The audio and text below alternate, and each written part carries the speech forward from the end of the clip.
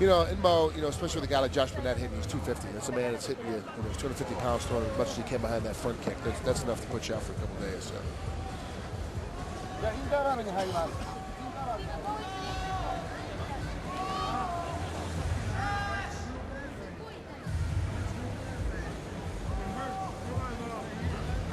Josh Barnett, he's ready to go. Mighty Mo, they're still going to work on him. This happens to me all the time when I fight. Mo saying it happens to me all the time when I fight. Catching those kicks to the groin section.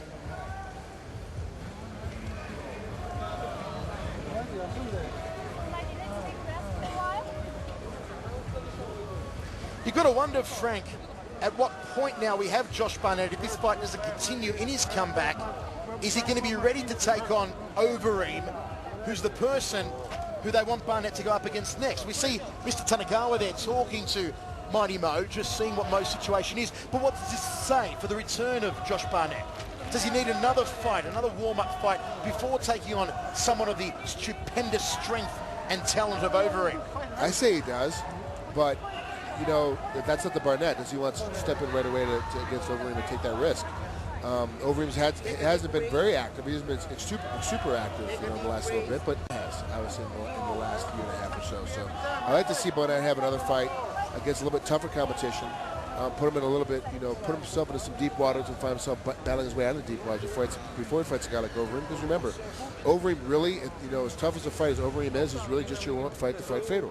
So Overeem's going to be your warm-up fight to fight Fedor. So if that's the case, you have to really think about, you know, the next couple of fights you're going to be fighting, taking damage, recovering from that damage, recovering in your training camps, having great training camps, and you'll be able to fight the best guys in the world. Because Overeem and Fedor are, you know, the top 5 guys. You know, they're 2 of the top 5 guys out there right now, and need to be treated as such.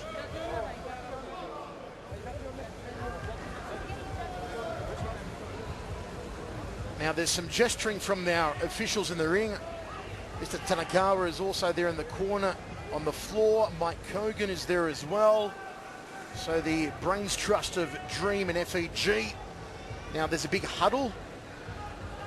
Michael, it sounded like Mr. Tanikawa was trying through the interpreter there to convince Mo to continue. Of course.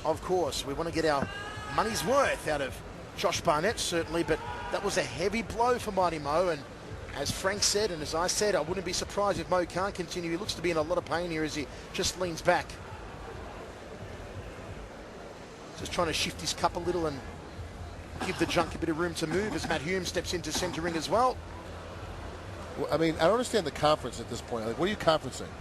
Like, the guy said he doesn't want to fight anymore. You spent longer than 5 minutes letting him recover. Just stop the fight. Just, you know, let's move on to the next level.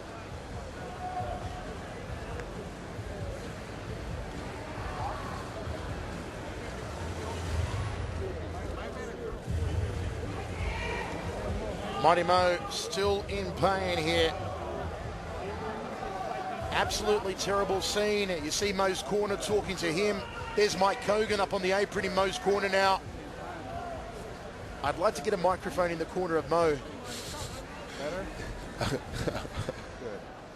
This is, you know. Now, I think they're trying to say to Mo, get back in there. At least FEG seems to be. And Mo seems to be saying it was hard, man. I don't think they're understanding how hard the groin shot actually was. And you know, Frank, that Mo is not what you'd call a piker. He won't pull out of a fight on a groin shot like this unless it was a really genuinely hard shot. No, he's definitely not going to pull out. Just, you know, he's not up there. He's not a journeyman. He's not up there trying to get a payday. This guy likes to fight. He really wants to fight. You know, I mean, if he's hurt, he's hurt.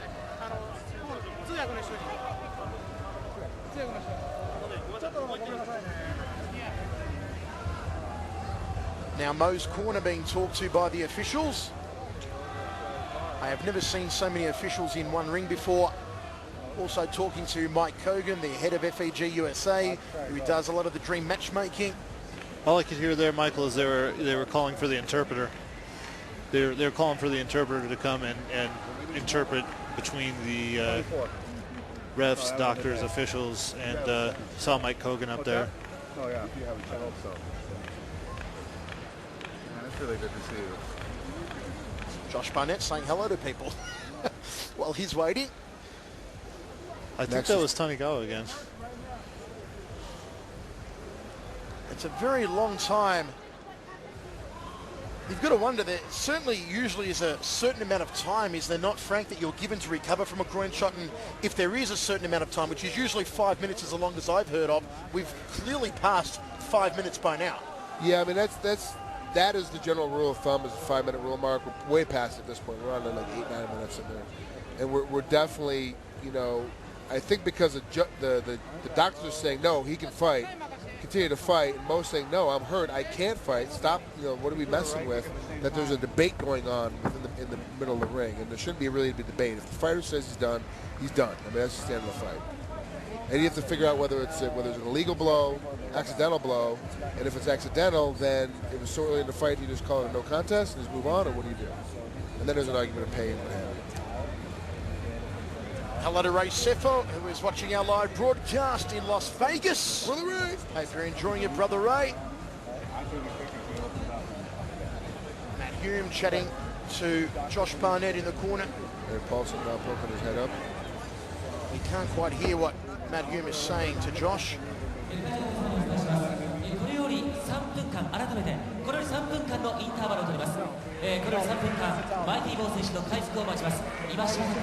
They said they're going to take a 3-minute break here. Another 3-minute break. Additional 3-minute break. Okay, now this is interesting. They're allowing Josh to leave his neutral corner, which is also not allowed. What was that there? I missed that one, huh? He said he can knee me in the balls back. It's okay. Well, at least he's a sportsman, isn't he, Josh Barnett? They know each other. They've trained together. They have a fairly friendly relationship, according to Josh. Barnett is ready to go. They're going to give Mo another 3 minutes. I want to say a big thank you to everyone who's been following us on Twitter tonight as well. There's a lot of people tweeting away. You can add us at Frank Trigg, at Chevello Voice. Also on Facebook, of course. Make sure you check out the official websites, dreamofficial.com, k1official.com. Lots of action coming up. The next Dream card actually will take place in Seoul in South Korea for the first time ever off Japanese soil in late April. Then after that, Dream 15 will see the commencement of the light heavyweight Grand Prix, which we are told Gegard Mousasi, Renato Babalu Sobral and Sokaju will be a part of. Mo is back to his feet now. And can you believe it? I think Mighty Mo may continue here. I don't know. We'll see.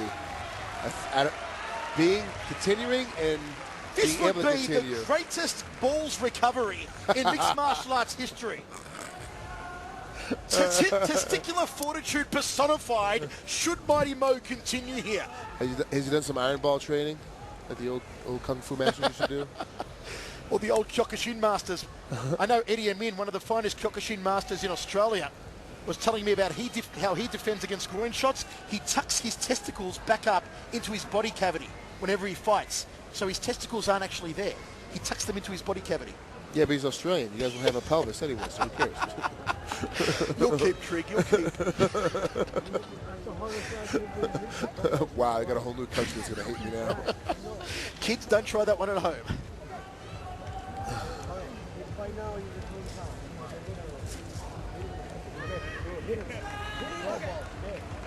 Mighty Mo's going to go on. This is amazing. Oh, I've got all the respect in the world here for Mo. And watch, 10 seconds into it, Josh accidentally hits him again. Boom. Yellow card for Barnett. Mighty Mo is going to go on. That is incredible. The man could have claimed the paycheck, called it a night, and no one would have argued. But Mighty Mo shows tremendous heart and goes on. And we're back in the fight with 17 or 7:10 on the clock of the first round. Is Mo going to be angry? Is Mo going to hulk up now? There's the overhand right, the cranium cracker. Sprawls nicely, does Mo. Wild uppercut, almost took out a low-flying aircraft.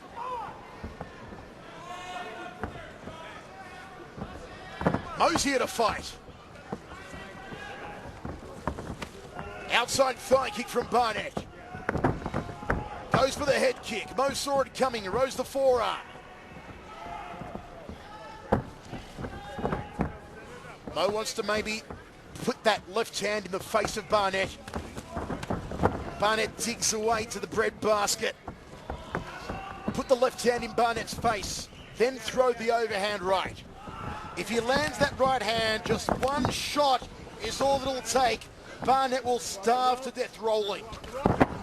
But can Mo get that one shot? And one of the things that people forget too about a groin shot, it takes most of your wind away.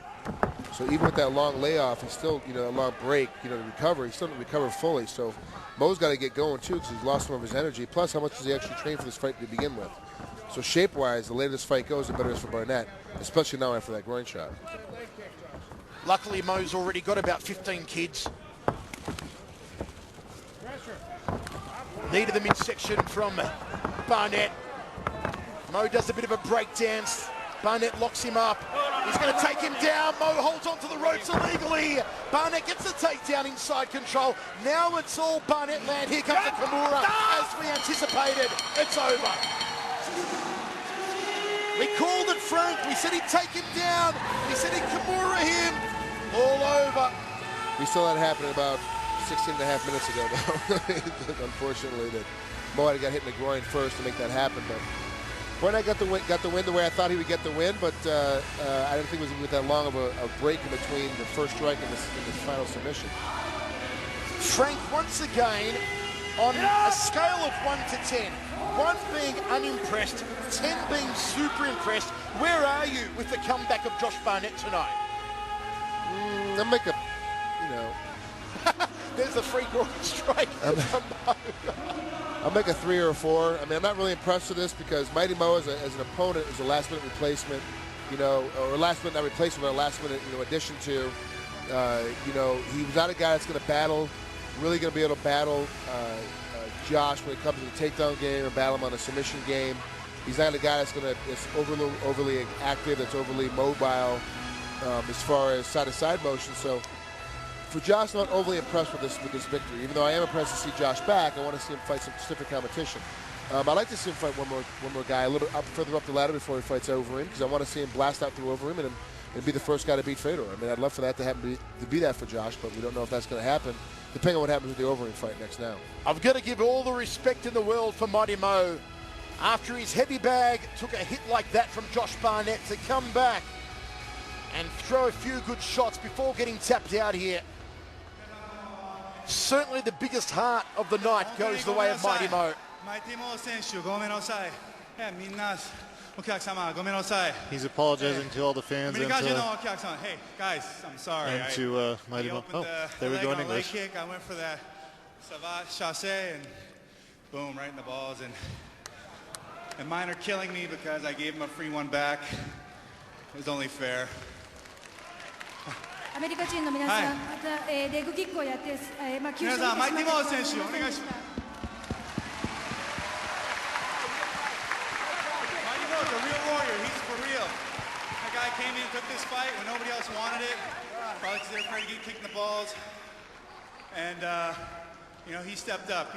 He's for real. And man, I owe him a beer. I already gave him the nut shot back. Glad to be here in this ring and Dream. Glad to be here fighting. And next time, I heard you guys out there suplex. I'll do what I can. But on to the next thing, and we'll just keep bringing the thunder. Thanks, everybody, my whole team. Tomo, Alex, and Victor all came all the way out from LA to come support me. Varkatzis, hey, buddy, bleeding is a luxury. I know you wish you were here. And same with you, Howard. Miss you, buddy. Get well. And hey, let's get it going. Doko demo, dare demo, yatteru! He said, anybody, anytime, I'll mess him up. Well, hopefully the next person will be Overeem. As I said, Alistair Overeem's next fight will be on April 3rd from here at the Yokohama Arena. He'll take on Jevad Potterak under K1 rules.